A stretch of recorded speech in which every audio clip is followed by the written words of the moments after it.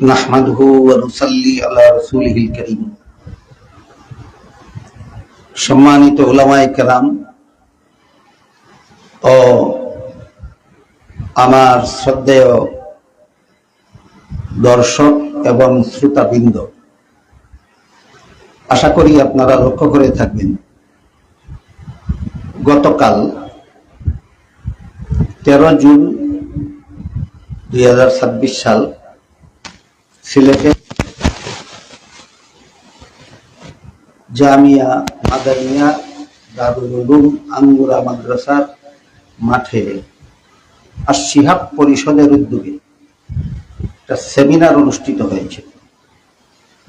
সেই সেমিনারে আমি যে বক্তব্য প্রদান করেছিলাম, সেই বক্তব্য সম্পর্কে কে বা কারা মিডিয়াতে নিউজ প্রদান করেছে যে আমি ভুল বুঝে সেই বক্তব্য প্রদান করেছিলাম, তাই আমি আমার বক্তব্য প্রত্যাহার করে নিয়েছি। এই নিউজটা সম্পূর্ণ মিথ্যা, বানোয়াট এবং উদ্দেশ্য প্রণোদিত।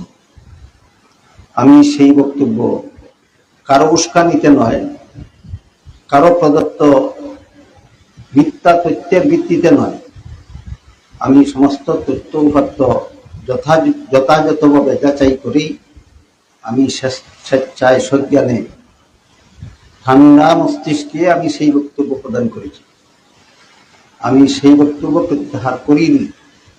কাজেই যারা মিডিয়াতে প্রচার করে বেড়াচ্ছে যে আমি আমার বক্তব্য প্রত্যাহার করেছি, তারা মিথ্যাবাদী।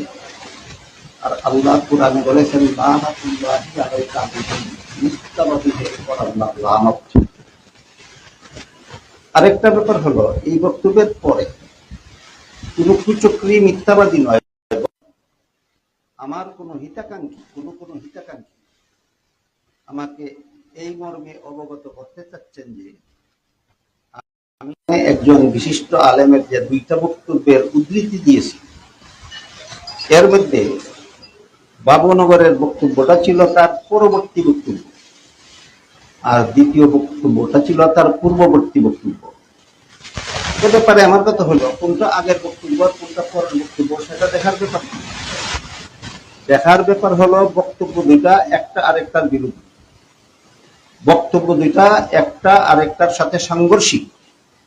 সুতরাং যেটাই আগের হোক আর যেটি পরের হোক, যেহেতু একটা আরেকটার সাথে সাংঘর্ষিক, তাই যিনি বক্তব্য দিয়েছেন তাকে পরিষ্কার করতে হবে যে তার আগের বক্তব্যটা ঠিক না পরের বক্তব্যটা ঠিক।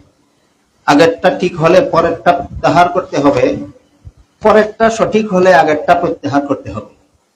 এইভাবে কোন একটা প্রত্যাহার না করে উল্টাপাল্টা 2টা বক্তব্য দিয়ে রাখলে জাতি বিভ্রান্ত হয়। এই বিভ্রান্তির দায় দায়িত্ব নিবে কে? এই প্রশ্নটা আমি আমার হিতাকাঙ্ক্ষী ভাইদের কাছে রাখলাম। আশা করি আল্লাহ আমাদের সবাইকে সঠিক বিষয়টা উপলব্ধি করার তৌফিক দান করবেন। আমি